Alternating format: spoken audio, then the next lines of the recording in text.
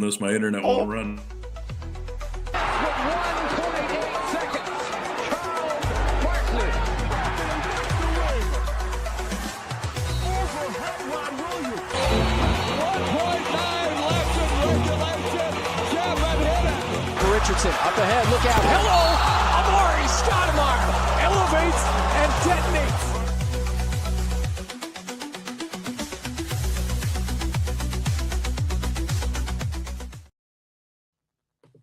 Well, welcome in Planeteers. Good morning to you, and or good evening wherever you're at watching this around the world.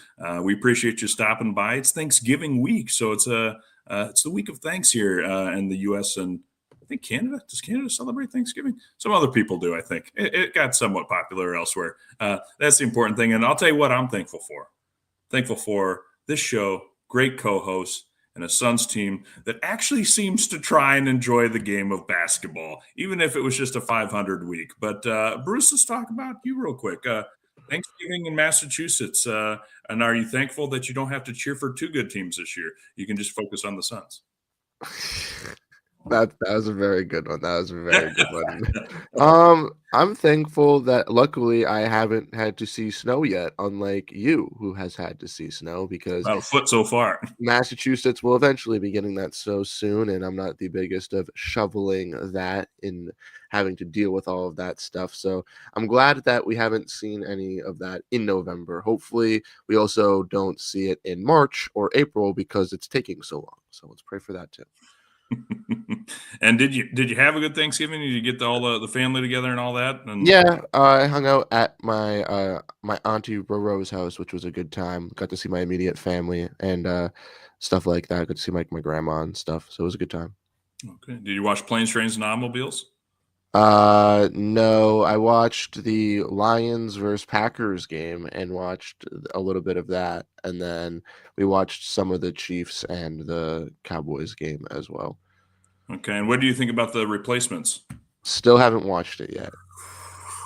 Wow. Where, I need King Nacho. I need Michael P. I need everyone to get in here and just be like, how many weeks now has this man been telling me he's going to check out this above mid Keanu Reeves football movie? The season will be over by the time. I guarantee you I will watch it before the season end. I guarantee you that.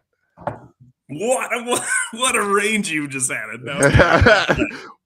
Well, let's head out to the Philippines. The Thriller from Manila himself. He's got his hair all combed up.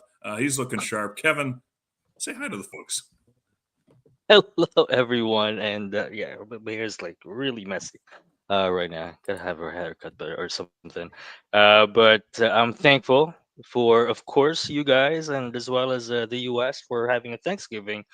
I get to spend 4 days off from work, so that's awesome.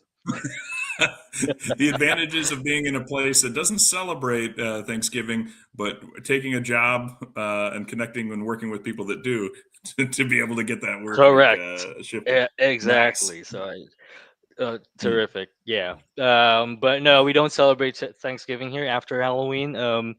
We just basically focus on Christmas. Actually, Christmas begins I was like gonna say. August in the Philippines. I remember when Anthony Bourdain's episode of going to the Philippines, it was basically if there was a country that loves Christmas more than the Philippines, he doesn't know who it would be, because after Halloween, they go hard in the paint, like Mark Williams going for a rebound and to jam it right back in on the karaoke and the karaoke Christmas songs. Which, don't get me wrong, I'm not one of these people that's like an anti-Christmas music people. I am a little bit more like, hey, I'm going to wait till Thanksgiving because they can get so repetitive by the end. You hit like Christmas Day and you're like, okay, seriously, Mariah, I don't need to hear you anymore right now. But it's the people that like I was at a Home Depot the week of Halloween, and it was like the first day of the week, and they're pulling Halloween stuff off and putting Christmas stuff up on the shelves. I'm like, guys, there's a whole turkey involved here. There's a whole other holiday. There's 2 months to go before this.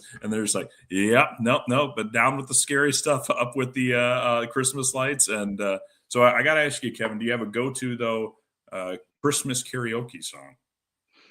No. I mean, all the songs that are being overplayed or Mariah songs. So um, no, I can't reach to that level. Yeah, No, not hitting those high notes yet. you know. Well, I always think of oh God, what's that? Well, the one song is it by Band Aid that was like "Do They Know It's Christmas at All?" I think is the song. And Bruce, you're probably used to hearing it unnecessarily on replay at some stores. Do they know it's Christmas? And all around the world. And it was this whole like deal of like all these musicians and talent that got together. And if I remember my history right, Dan Aykroyd, the actor from the Ghostbuster himself, was apparently near the recording studio. And they're like, Dan, why don't you come in and join all these professional musicians that we got to like sing in this like whole choir? And so if you look at the video closely, you see Dan Aykroyd in the background just like singing along with the song. And it's just like, yeah, that's what happens when the Ghostbuster walks by your recording studio. You're like, let's throw him into the song. No one needs to hear him. But, it's adding all that talent to the charitable effort of trying to raise money for some food. So good one for sure. Well, let's talk about some other good things. I came into this show feeling a little down after last night, but not too much because I saw a lot of the Suns community talking about the moral victories and how if there is such a thing in the NBA, this is going to be pretty close to it. The Thunder are on a roll. They have been since the season began. They are the reigning champions, and they just got Jalen Williams back. And the Suns, without Ryan Dunn, without Debo, without and without the shooting guard whose hamstrings just cannot seem to stay healthy. It's a hamstring injury keeping Green out, right? Yeah. So without Green, without Dunn, and without Debo, we were able to get it close at the very end, but no cigar. But I had forgot, as I told these co-hosts as I was coming into the show, oh, wait, our week starts after this show airs. So we had the game against the Spurs last Sunday where we took care of business again. And this time, it was, again, another great outing, 111-102. There was no Wemby for the Spurs. That was the big difference compared to the last game.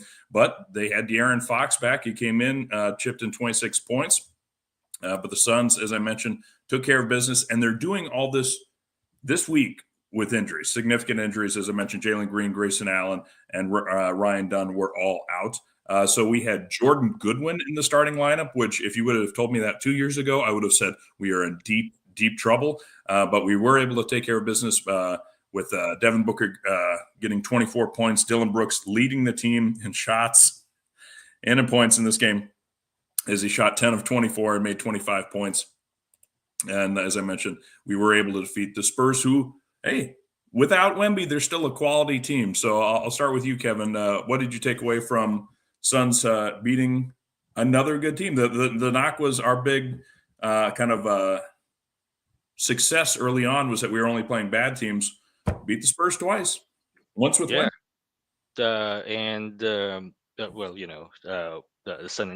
Spurs were missing Wemby, as you've noted, but this was the second half wherein they kind of took over or basically run out on the Spurs, right? So I really love the game, although it was like weeks ago because we played a lot this week, this last week. So I couldn't really remember specific details, but what I remember was they've done a better job on keeping the game above 10 points with a lead because we all know De'Aaron Fox and what he can do in the clutch. So I was relieved, and we're beating the teams that we're supposed to beat. So that's what I like about this team. And I'll add the connection too. De'Aaron Fox did not play in the first game that we played the Spurs. Yeah. And Wemby.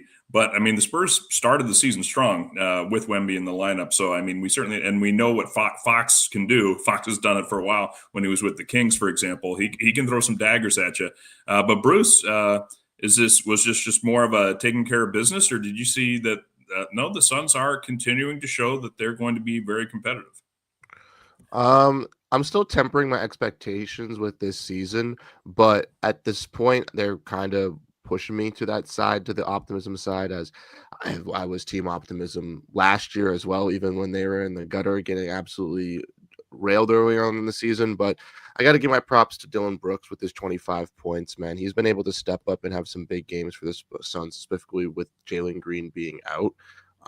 He had back-to-back 30-point games, I believe it was last week or 2 weeks ago, and once again has had multiple 20-point games where he's really finding himself. And I even think once guys like Grayson Allen and Jalen Green come back, that just makes it even better, because it's just going to make him taking less shots. And if he can still be this efficient for the Suns, then that could be very viable for this team, kind of resorting him to that fourth, kind of fifth option. Jordan Goodwin, like you mentioned, has also been absolutely insane for the Phoenix Suns, really implementing himself within this starting rotation and becoming such an impactful person on the defensive end alongside Devin Booker. But him and Dylan Brooks and Mark Williams, but also guys as well like Royce O'Neal and stuff like that, kind of feeding into that defensive mentality that Jordan Ott wanted to bring for this identity I really like for this team. So overall, a good win for the Suns, and every game continually now going against some of these better teams and being able to hold their own. They're kind of cementing themselves to other fans across the league, like, okay, this team should be feared. And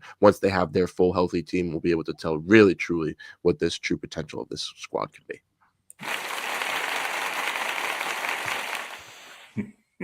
Absolutely.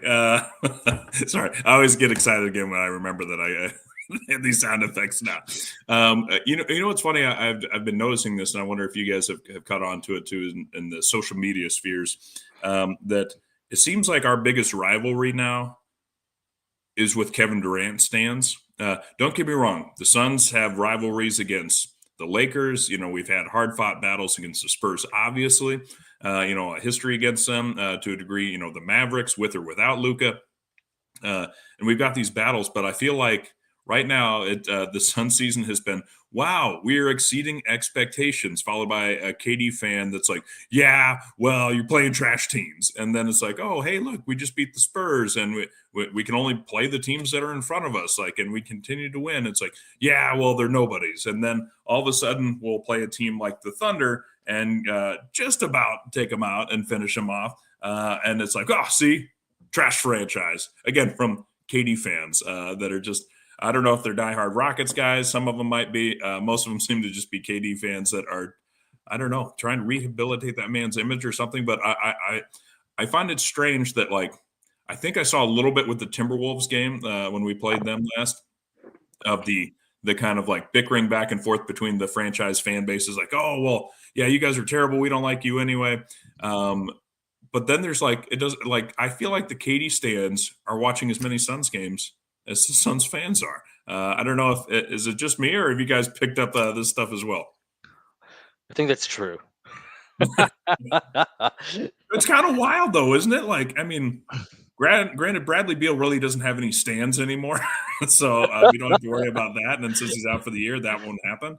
But I thought, coming into this next game that we'll hop right into with the Rockets, Suns ended up losing 114-92. No Kevin Durant in his return to Phoenix, and for personal reasons. Again, the Suns, riddled with injuries in this one, but Rockets took care of business as they were expected to do. And this was a tough loss for us. It was a larger one that we're used to seeing, and the amount of smack talk before the game of, all right, well, if the Rockets lose, it's because we don't have KD, and if the Rockets end up winning, it's because the Suns suck. So, I've never seen the amount of goalposts moving. I don't really actively root against players, but I might actively root against some fans, and it's those fans that I think need a cold bucket of water sometimes to just be like, hey, you know what? Sit down, play the game, enjoy the game. But, yeah, exactly. But I don't know, Bruce. What do you think? What would King Nacho say in a time like this? Screaming from the rooftops something about Bradley Beal. I was going to say it's connected back to Bradley. Probably. It's connected back to Bradley Beal always. But the Rockets game was just tough. They're also coming off playing back-to-back first the Spurs the night previous, and then playing Houston without Kevin Durant. Just isn't that good. Even with him being there, without him being there, the Rockets just, they have a good defense, they have a good offense, and if the Suns' offense just could not generate anything with the suffocating Rockets defense already. It was going to be tough, but when you have a really bad shooting night from your team and a night where you have 21 turnovers compared to 11 assists, that is not how you're going to win basketball games. Suns just could not handle the ball, and it just was just a little bit of a wake-up call. But for like the KD stands and for like that kind of like beef inside of things, I don't think it really did much because Kevin Durant obviously didn't play. So it doesn't matter if the Rockets won for the Kevin Durant stands because Kevin Durant didn't play. And like you said, Jake, the Kevin Durant stands are the only downside of the Kevin Durant fandom, in my opinion, because I think if he doesn't have the stands, we could all talk about how he's pretty good, but there's certain people that are just ridiculous. Mm-hmm. Well, and I'll add, because I mentioned it early on, and that throughout the week we dealt with injuries. Well, this was the continuance of the Mark Williams return from injury management. So Mark Williams did not play in this game.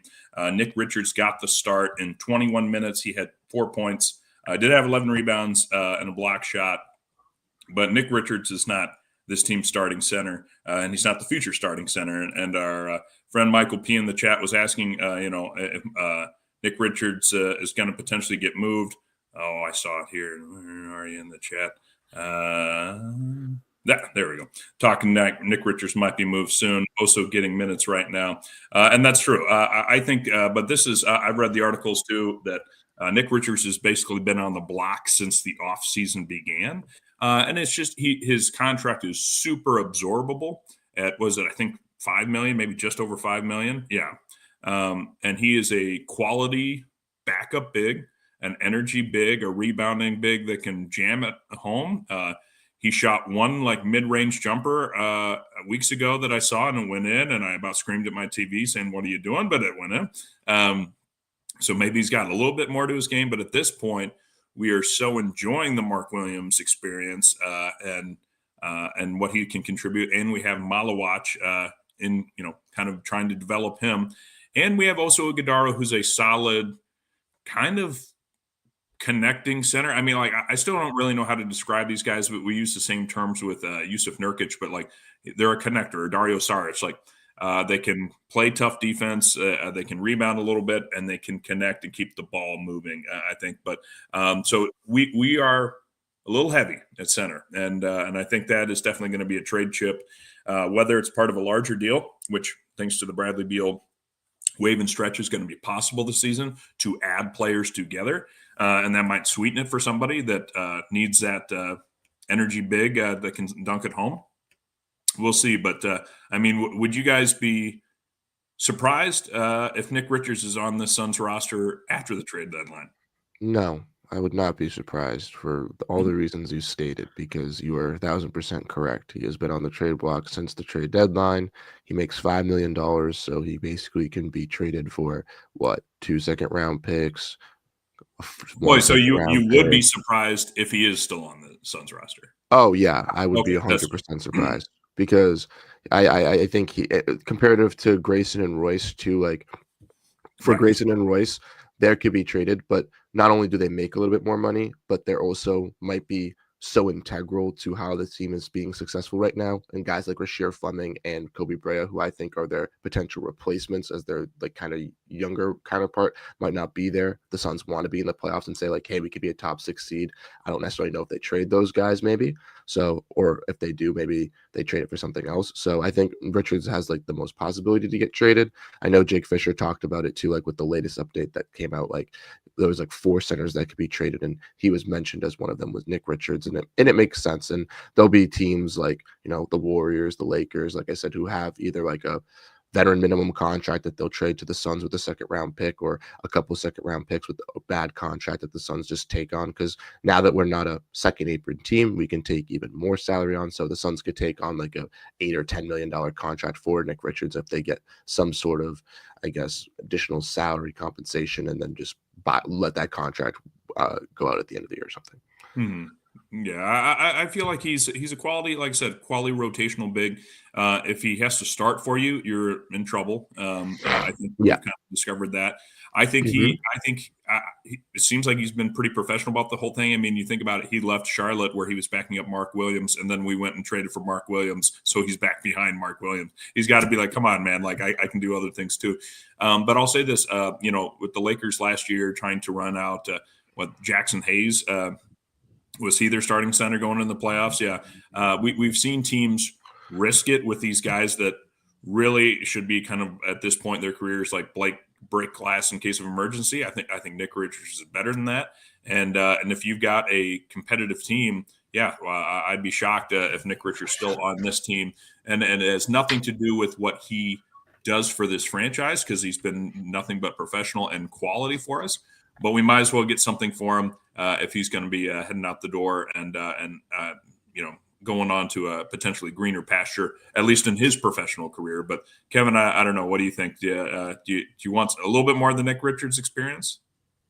I think it will be. I would be surprised as well, as just as you guys said. But I actually have reservations in trading Nick Richards right now, because as we've seen last night, Oso just commits some of the dumbest fouls that I can see. They are momentum breaking fouls in favor of the opponent, especially last night. And I think you can get more out of Nick Richards. He barely plays in the second half, is what I've noticed the past few games. So definitely have my reservations right now. Maybe Oso gears it up a little and be kind of a rotational guy for us, and he's kind of now. But some of those decisions on the court are just not desirable. Well, and that's a great point to remind us also that Mark Williams does not have that strongest health history. So as much as we are enjoying and wondering how long this return from injury management is going to be, missing potentially back-to-backs, as long as it's done carefully and continues to go, I would be surprised if he's on the team at the trade deadline if things continue at this current pace. But you're right. Yeah, one injury there or Oso's up and down play. And as we've seen Malawach, I haven't watched the G League games, but I've seen the G League stats and the clips, and I'm like, he's not ready. And I know Michael wants to see some of these rookies get a little bit more airtime, but at this point, I kind of look at it and say, hey, we're winning, and we have a good team right now, and let's not upset the apple cart. Let's let him go and just develop on his own time. But as I mentioned, that was the a little bit of the story of the game for this a very beat-up Suns team. The starting lineup: Devin Booker, Jordan Goodwin, Dillon Brooks, Royce O'Neal, Nick Richards. You're down 3 starters, and yes, the Rockets are missing Kevin Durant and Fred VanVleet for that matter, but they have a very good team otherwise, so I was not terribly surprised with this game. But there have been like 2 or 3 reasons, or 2 or 3 kryptonites, if you would, on the Suns this season: injuries, back-to-backs, and Devin Booker. So the third one is you can agree with our. Sorry, no, I want to get into this. I want you to tell me why Devin Booker is our own kryptonite. But on that, let's leave the folks hanging with something. What's the name of that nightclub of yours again? You talking about the Boom Boom Room? Yeah, the Boom Boom Room. That's it. Funky. Yeah. Funky.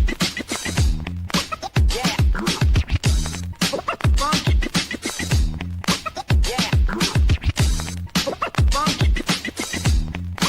Yeah.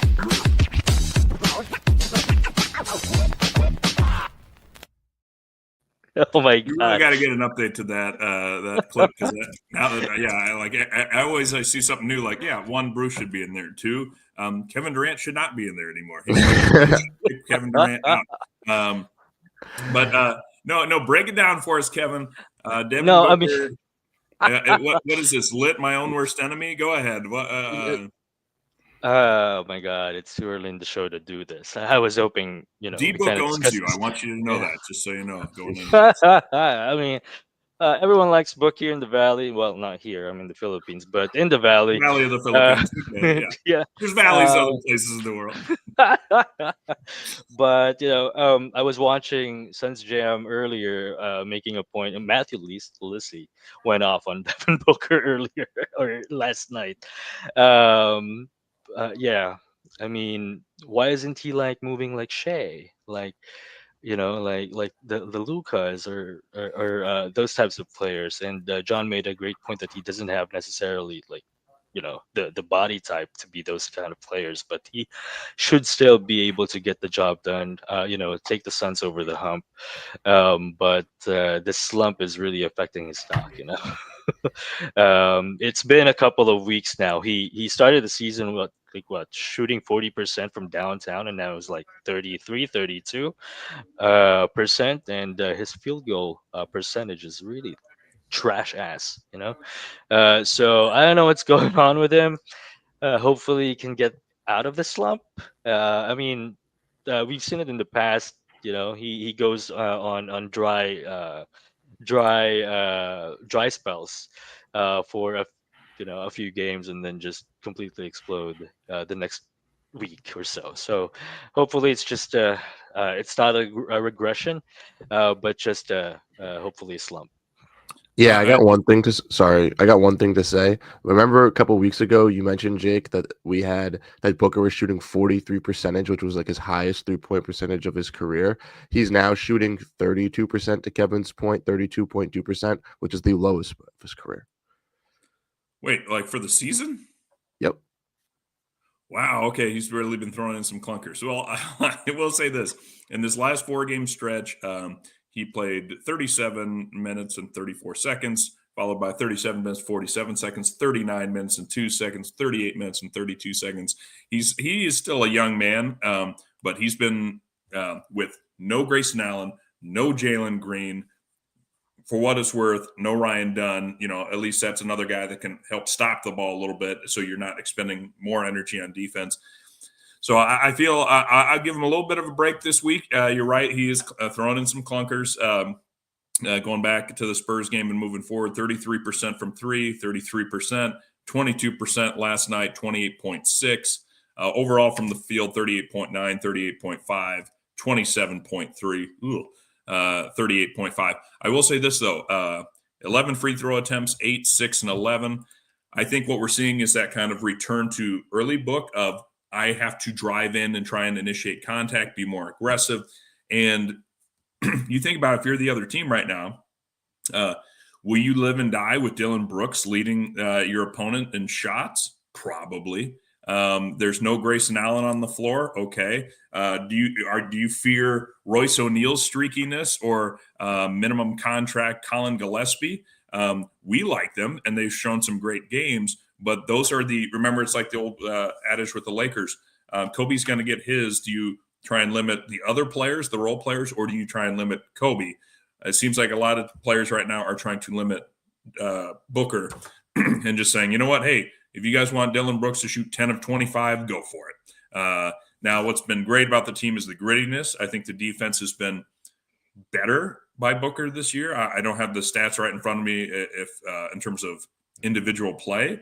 But just eye test wise, compared to last season, I feel like it's the the alignment and the Jordan Knott system of foul them. We have 6 fouls, and eventually, we won't get called as much for them. But we have seen a more aggressive play from Booker. Whether it pays off in the end, we'll see. But no, I've definitely been seeing and hearing it that Booker's starting to struggle with that shot a little bit. We need to see a little bit more effort from him. But I like that if he is missing shots, he will try and take it to the rim and draw some contact. That's a great point, especially, the referees are not giving him any calls. Yeah.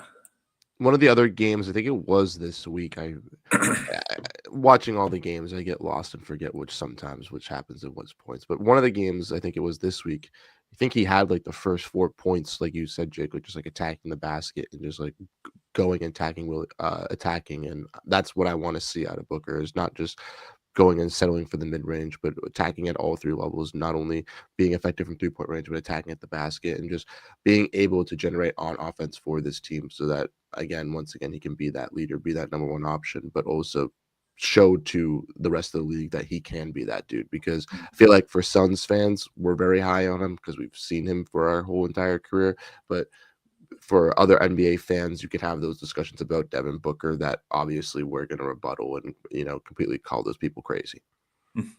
Yeah, no, it's definitely, I got to be honest and agree with you guys. There's something off, and Michael P says that could be a nagging injury, but I think Book will get back to it. And I think when we get some additional help back, especially either a Grayson or a Jalen Green, somebody that can handle the ball a little bit, take a little bit more shots, because right now it's either an assist from Booker or Booker's taking a shot or he's driving to the rim. Now, don't get me wrong, other guys can shoot, but the creation plays tend to be coming from Booker out of necessity.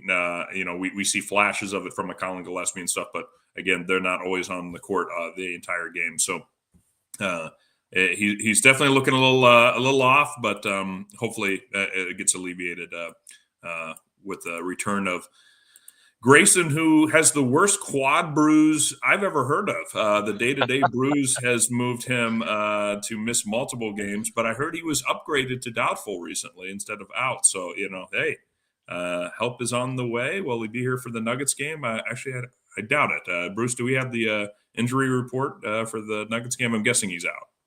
I can check, but when I did the preview for Brightside yesterday, I didn't have the preview because they were playing the Nuggets. So give me 1 second. Or they were playing the Thunder yesterday. So Yeah, and is Mike Williams going to play back to back? I put in the article that he's not because that's what I thought was going to happen, but I will have to see on that as well. Oh God, do you have Jokic? I was going to say it might be not that Mark Williams is a fantastic matchup for us against the Joker, because who is really nobody.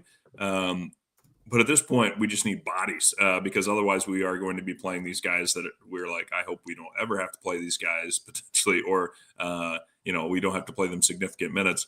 And again, we've got a lot of guys that are hurt, including Grayson Allen with the worst Charlie horse, injury I've ever seen. So get well soon, Debo. We need you. That is for sure. Let's move ahead though to the a bright spot. Taking care of the Sacramento Kings. Suns ended up winning 112-100, and Suns pick up the win again with multiple injuries, but Mark Williams back in the lineup with this one. Suns led by Colin Gillespie in this one with 21 points, 9 assists. Mark Williams fan club leader right here, 21 points, 16 rebounds, 4 assists, 3 steals, and a block. Give this man every back-to-back game off. Never mind. I want him to do this stuff all the time. You could make the argument, of course, that Kings a little short-handed. They did not have Sabonis, arguably their best player, and Dennis Schroeder, the guy they brought in to be their starting point guard this year. I'll say this. I know the Kings they're 5-15 on the season. The Kings still have Zach LaVine. They have Murray. They have DeMar DeRozan. If you think Russell Westbrook is still good, they've got him. I mean, he had 19 points, 8 rebounds, and 3 assists in the game. They have a couple other good role players, like a Malik Monk. But to me, the Kings, what's interesting about the Kings is, to me, their record is so poor for, I think, the talent level they have. I don't think the Kings are a good team. And the records, you are what your record is. But we're playing some quality players, and we took care of business. We got the win. So I don't know. Bruce, you're smiling. I mean, you think this was a cupcake team, or you just don't like that I'm trying to build up the Kings here? No, it's just the Kings are just a lot of things. Me personally, I want to like the Kings. Like, the beam is cool. I think that Sacramento fun energy is cool. Even if they're a division rival, I don't care. I think they're a fun team to kind of be invested in and always have as a kid. But they just disappoint every time. You talk about they have big guys. I don't know if you saw the viral clip, but some guy I watched it before I got on this. Some guy got kicked out. Some Kings super fan, Devlin Carter or something, got kicked out of the Suns Kings game because he was talking shit to Zach LaVine, basically telling him he was basically like, "Why aren't you playing good? You only have 8 points. I pay hard money to be a fan. You got to pay hard money to represent up there on the court. You're just letting them get open threes, yada yada yada." So the Kings fans aren't making their fans happy. I know from like following Kings fans on Twitter that they play better with Zach LaVine off the court than on the court. The on-off numbers are better with him off the court, and the on-off numbers are better with Sabonis, DeRozan, and Zach LaVine all off the court compared to on the court, which is just crazy. So it just goes to show you that they should blow it up, and they're one of the teams that you mentioned, 5-15 through 20 games. What are we doing when the Sacramento Kings come on League Pass, regardless if they're playing the Suns, the Celtics, some random team? They're playing the Suns or the Celtics, I watch, but if it's Kings versus another random team, I'm not watching, because what's the point of putting my investment into a team that's going to do absolutely nothing and give me a crap show, random spit show out every other night? It is absolutely ridiculous. Thank God we have Mark Williams, because the Kings' interior defense is our interior defense from last year. Atrocious. Drew Eubanks. They got Suns great center, Drew Eubanks. Drew Eubanks. And they waived one of their young centers in Isaac Jones to bring in Precious Achiuwa, who was on an Exhibit 9, Exhibit 10, bouncing around after he failed to play with the Knicks last year. And what did he do? He got cooked in that game versus the Suns. So it's just, the Kings puzzle me. I said this on another podcast. Like, can we just blow them up already? Can we already just start the fire sale? I don't care if we don't have the tradable contracts. It's not December 15th yet. Get someone on the phone and just start making trades. Trade Malik Monk, trade Keon Ellis, trade Devin Carter, trade Russell Westbrook to a team that he's going to actually win a championship or have a chance to win. Trade LaVine, trade Sabonis, trade anybody you can besides Keegan Murray and Nate Clifford, and just restart. Yeah, no, I could see that. I guess, and from my perspective, I look at it like DeMar DeRozan, multi-time All-Star, quality player. Sabonis, same deal. Granted, he missed this game. They have pieces that are talented.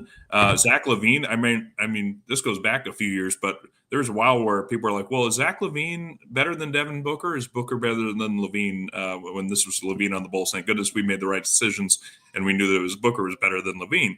But the way I look at it a little bit is just that unlike, say, the Washington Wizards, who have so many young players and young picks, and they're all about development right now. If they get a win, fantastic, as long as it's part of the development process.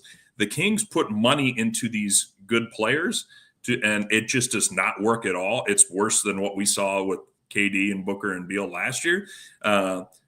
But so to me, I see this as a team that they want to win. They want to compete. This is not a tank type effort. They're not rolling out guys that you've never heard of. In fact, they may be overpaying guys that just aren't good enough anymore.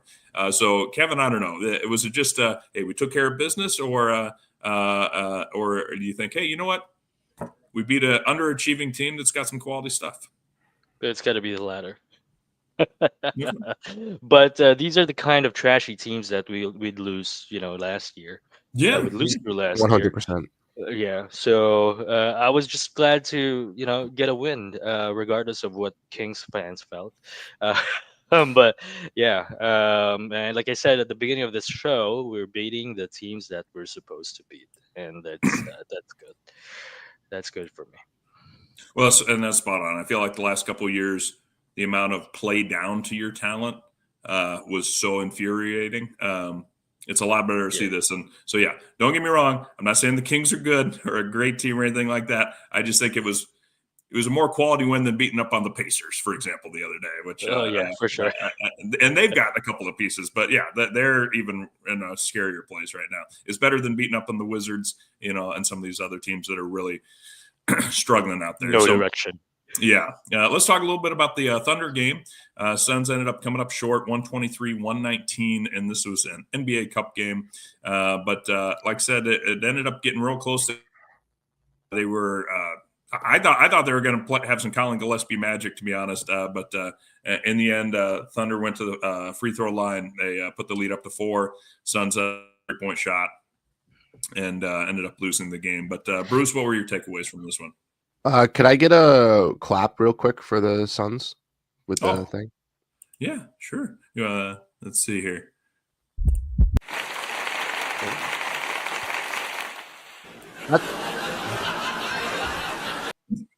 Sorry, continue.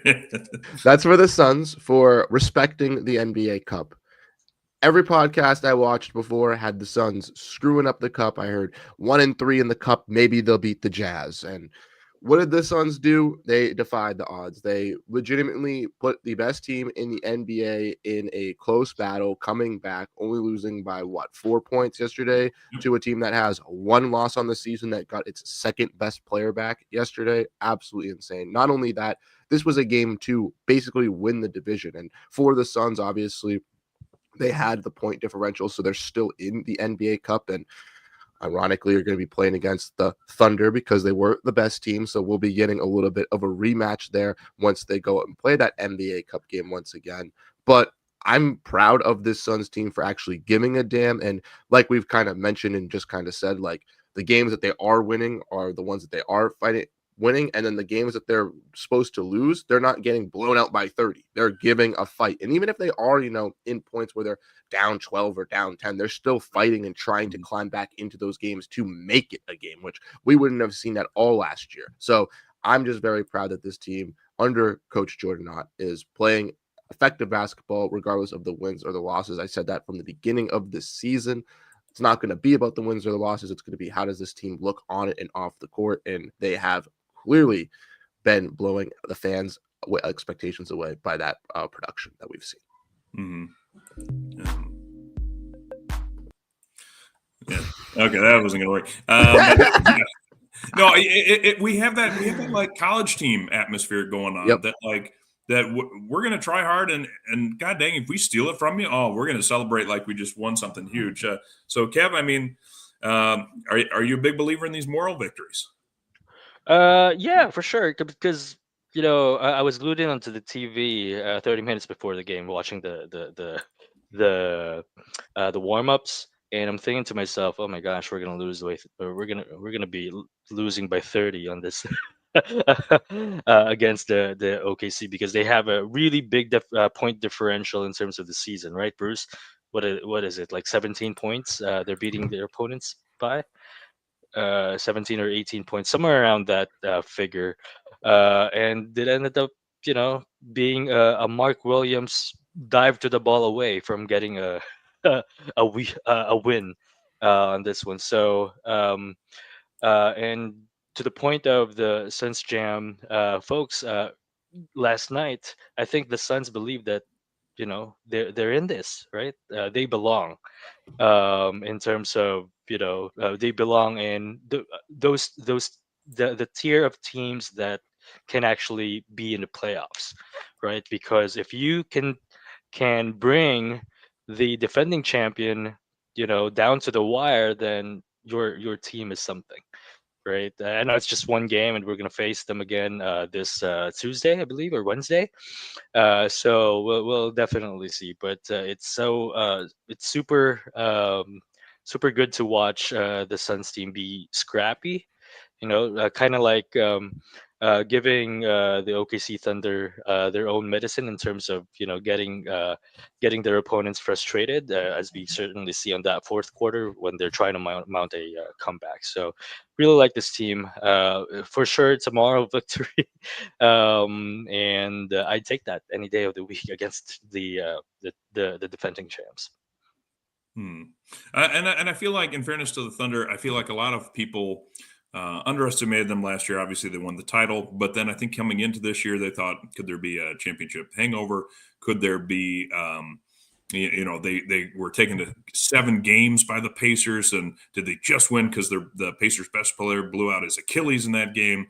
And no, they are a good engine of a team. I mean, they were missing Jalen Williams, an all-star player, for multiple games, and we'll just keep beating teams left and right. So there's no looking past the Thunder anymore. Yeah, they're obviously, I believe they're still Vegas's favorite to win it all. And so if we are competing with them without Ryan Dunn, without Jalen Green, and without Grayson Allen, I feel like you can say that we're going to be a scrappy team that punchers chances to make the playoffs. And that's what I mean. It's been when I always say it's been fun to watch, because I feel like anytime this team faced adversity in the last couple of years, it would have been like, all right, well, let's go out and knock down some shots to get ready for the next game.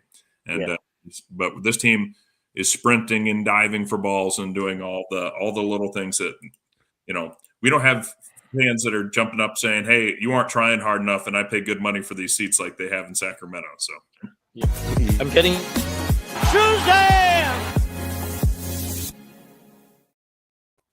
and I tried to be too smooth with the drop, but sorry, I cut you off there, Kevin. No, I was just trying to say that I'm into the narrative that teams don't want to play the Suns in the playoffs. Oh yeah. I could start selling that idea to myself. For sure. I mean, not even that we would just win; we would just piss somebody off, and not just because Dylan Brooks, but like we would frustrate a fan base, and we would make people lose bets. Exactly, and it's not far away from winning like at least one playoff series, but definitely this is a Suns team that you don't want to face in the first round if you're like an upper seed team. For sure, yeah. I think especially if we get back healthy, and if we get that similar play in the one game in one quarter of Jalen Green. I think that say something. Well, let's talk player of the week, and I'll go ahead and kick us off first. I'm going to go with a Mr. Colin Gillespie because this guy continues to impress me. I did not think much of him even last year beyond he's the hustle guy that wants to come off the bench and try and save his career because he was on a two-way contract, and how is he going to make a statement at all? But Colin Gillespie, let me run you through the numbers real quick. He shot 6 of 13 against the Spurs, including 3 of 7 for 43% from three. Then he shot 50% from three against the Rockets, 6 of 12 overall, 44% from three against the Kings, 8 of 15 overall, and then 6 of 11 for 55% against the Thunder, 9 of 16 overall. He's getting steals. He had 9 assists against the Kings, 6 against the Spurs.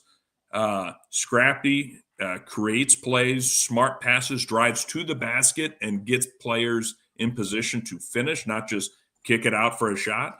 Colin Gillespie, player of the week for me. What do you think, Bruce?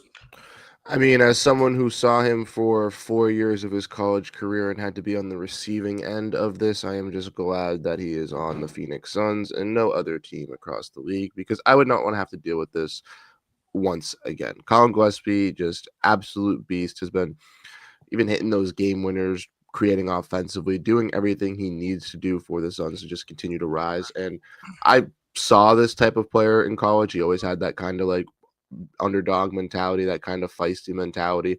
Never knew it was going to capitalize to this kind of effect in the NBA, but I'm just happy for him because I know of how hard he worked to get to Villanova and get into this kind of situation that he's in from Denver to Phoenix, and I think he's very deserving of the role that he's getting now. But that is what I really like about Colin Gillespie. Kevin, what do you like about Colin Gillespie? Oh, sorry, real quick. Sorry, I had something happened there off camera. But also, why do when I go off camera, it shows Gavin from the Aussie Suns fans for you guys too? Yeah. Oh my God. Okay, I am not him. But I was going to ask you, Bruce, did you party with Colin at all? Was he kind of like a Jaeger bomb guy, or what? Well, I went to Seton, so he went to Villanova, so we didn't go to the same school. We went to rival schools. So he played. I got to see him play with multiple NBA players at Villanova, like Cam Whitmore he played with, who's on the Wizards now, who played for the Rockets. He played with Sadiq Bey, who's on the Pelicans, and he played with Jeremiah Robinson Earl, who played for the Pelicans and the Thunder, and now is on the Pacers on a hardship contract playing over there. But he played with all of them, plus a bunch of other guys that I'm forgetting that played in the G League and stuff like that. But those main guys I remember from a couple of years of watching them. Okay, yeah. So he's got some played with some talent for sure. Kev, are you going to make it a clean sweep for Mr. Gillespie? Are you going? No, I'm going to go with Mark Williams. You're the president. we almost had a sweep, but okay. Tell me what, since it is Mark Williams, I will allow it. Yeah. Yeah, Mark Williams. Let me see the numbers here from the San Antonio game: 14 points, 11 rebounds. The Houston Rockets, he didn't play, and then 21 points and 16 against the Kings, and then last night he had what's his stats? 13 and 14, another double double. So Mark Williams has been constant in terms of effectivity down low, and you can kind of see what the Suns are missing whenever he's out of the floor, or he's not playing basically. On that Houston game, arguably, if he had been in that Houston game, there's a better chance that we get that game. But overall, it's just really pleasant to see Mark Williams thrive in this Jordan Ott system, as well. Making connections with Devin Booker. That bookmark connection is real, people. Booker really struggled this week. That bookmark connection is also real. Look at this guy back and forth in it. You have to give Kev credit. The bookmark is real. I like. The bookmark is real. It is. Booker finding Mark Williams. Thanks for saving me there, Bruce. But no, yeah, I gotta get because I've written articles about how Williams and Gillespie have played already, and I know Shane Young has done a fantastic job talking about it as well. But he always kept like asking Booker about his potential to use those lob threats with Williams. And obviously when Williams was coming off the bench with Gillespie, you could kind of see it already in the beginning of the season. So I was just waiting for it to happen like with the starting lineup once he got in there. And it's clear as day that not only can it work with Booker, but it can work with any point guard in this team, which thank you, Charlotte Hornets, for doing trades with us basically every 6 weeks. And don't worry, we don't want LaMelo Ball, so don't call us about that trade. But if you have anybody else, maybe like a Josh Green, a Grant Williams or something, we'll talk later.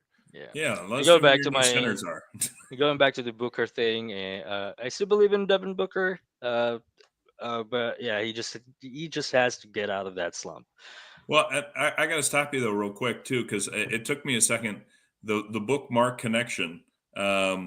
This is the first time I've ever heard it expressed that way. Hey, bookmark it right there. Book and Mark Williams. Did you just come up with that on the fly, or have I been missing articles calling it the bookmark? No, I think Shane Young started it because he writes for the Suns now. Bookmark. So he's been calling that duo that. So I think it's awesome. Bookmark. It like took me a second. I'm like book and Mark book. The bookmark connection's real. Wait, what? Okay. There we go. Bookmark it. Every pick and roll, slam jam from now on. Bookmark it. I'm here for it. So, well, all right. We've got a three game schedule coming up before we record again, and it's gonna be rough. But we play the Denver Nuggets, and that is okay in Phoenix at least. That's the one good caveat. And then on Monday night we play the LA Lakers in LA, and finish it up with the Friday game at Houston against the Houston Rockets. I also mentioned that the Lakers game is on Peacock, and I hate that that's an actual thing now because Peacock to me, if I have League Pass, it should be on League Pass. But Peacock is apparently a national thing, but it's not. And that's BS. I second this. Yeah, so I'm very. I know, Kevin. You're like I get that everywhere. Yes, not all of us live outside the country, but yeah. Yeah, I get all. But we got a heck of a slate for 3 games: Nuggets, Lakers, Rockets, and away for LA and the Rockets. So, Kev, let's start with you.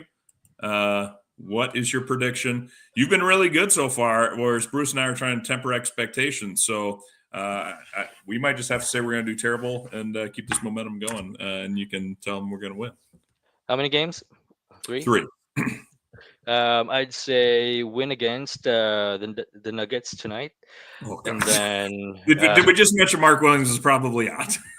and everyone else is probably What's the injury report, Bruce? Before we do There's predictions, no injury report at the moment. We have no idea who's out at the moment. My can we guess. record the predictions later?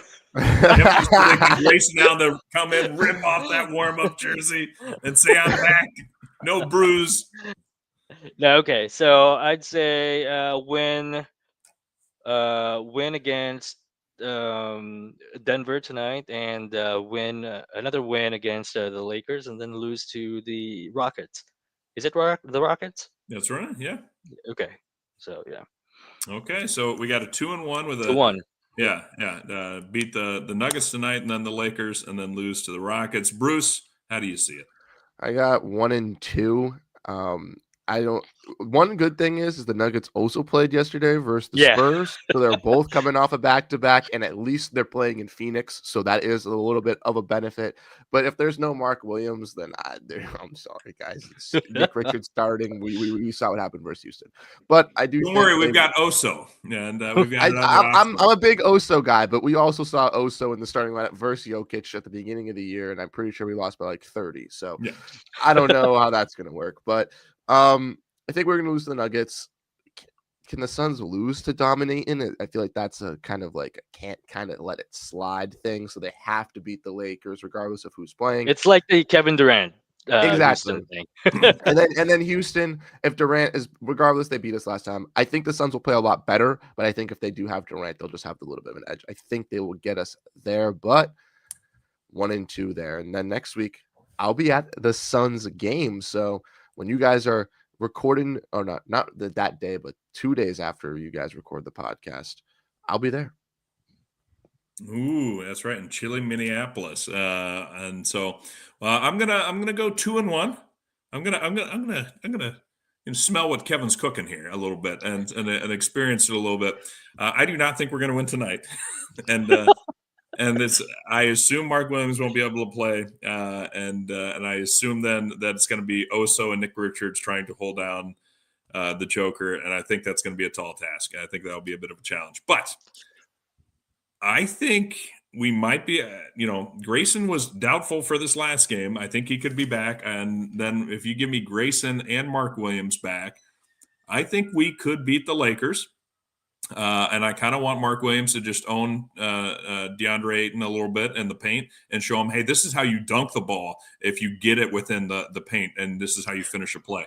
That's what I want to see. I want to see Ayton try way too many turnaround, fading, mid-range jumpers just to show everyone he can hit it instead of going and trying to draw fouls. And then I think vengeance against the Rockets. I want to see KD on the floor. And again, a few more days, hopefully. Do we have? Is there an estimate on how long Ryan Dunn's going to be out? I can do a little research. Give me 2 seconds. Okay, I'd be curious because I know he got dinged up, but I didn't think it was going to be multiple games. So I mean, if we get Allen and Mark Williams and Ryan Dunn back for that game, we're just missing Jalen Green.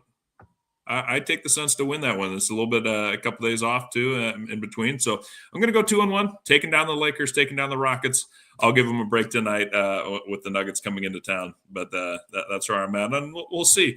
If this was a terrible decision, I'll go back to predicting that they're going to lose next week so they can start picking up some more wins. All right, I got an update. Shout out to Dwayne Rankin. We see the plan is for Ryan Dunn, Grayson Allen, and Mark Williams to play in the second of the back-to-back Saturday versus the Nuggets. Dunn is out Friday. Williams has yet to play in second back-to-back this season in his first year with the Suns. We're all in a good place going forward, but we've got to get through tonight. Allen and Dunn had work today. See how they come out of that. And then Mark, we're going to play this game and see what happens. That's kind of been our approach, but all of it is trending in a good direction. But we know with all these things, it can get sideways pretty quickly. We're in a good place. We know the schedule that's coming to. Again, we're 3 games in 4 days. We'll do the best we can. We have a plan. We'll just stay with it as Jalen Green remains out still. Of the AZ Central, because he does a fantastic job of getting all that stuff. So yeah, if you live in the Valley, go buy a newspaper today. Is there any news about Gillespie and as well as Jordan Goodwin? I think they hurt their ankles last night.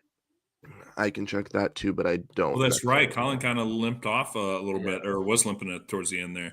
Well, I'm going to hold still. I'm going to still hold still at the 2-1.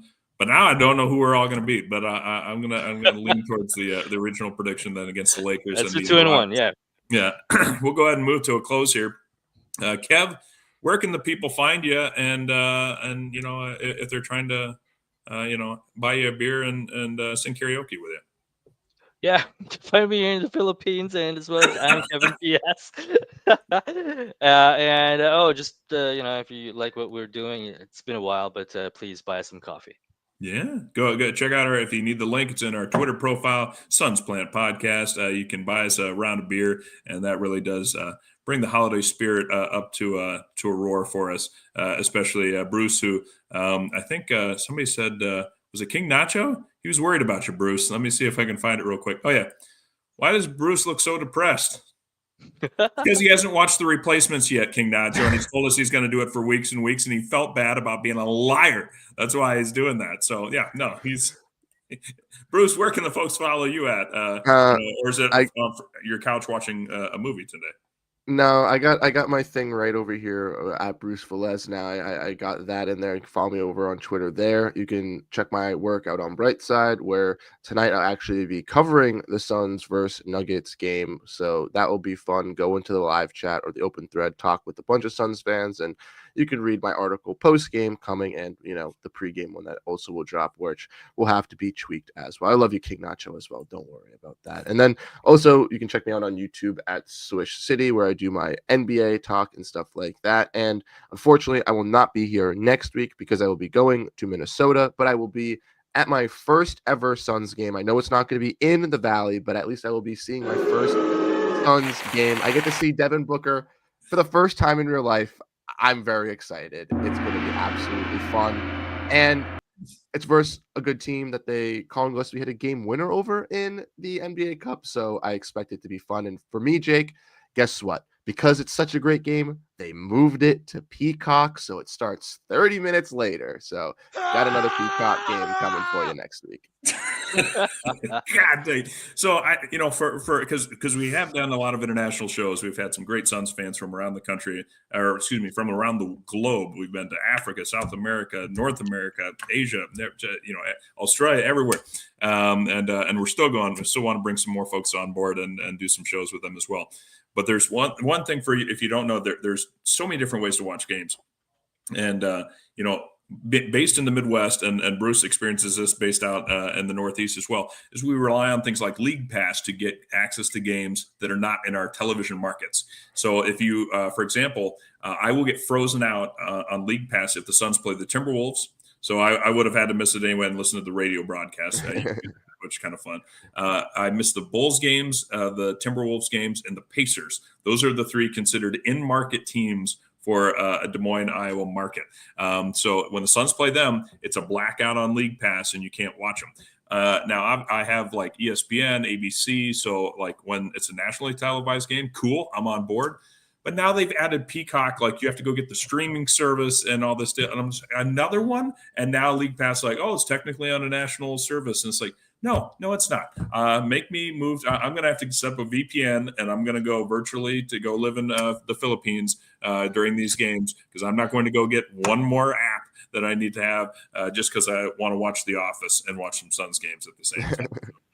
That's the bummer, and that's my rant against Peacock. You can follow me at Fallen Founder, and let's see. Oh, I found out this is totally not exciting, really, for you guys or anyone else, but I just got to exciting news that next year, the weekend before Thanksgiving, I get to go to Scottsdale, and so I'm gonna hopefully, if there's a home game, gonna go sneak a game there. So in Phoenix, so I'm excited. I have a conference that's going there, and they're already like, "Yeah, go to a Suns game when you're there," and I'm like, I think I will. I think I'm going to try to sneak away to that. Thank you for the early permission for that. So hopefully we get a good game for that next November. So thanks again, everyone. I hope you had a great Thanksgiving week. If you celebrate it, if not, hey, it's the holiday season, and hope you have a good one. And we'll talk to you next week as we get closer to Christmas and the great gift that the Suns basketball has been continuing to give us.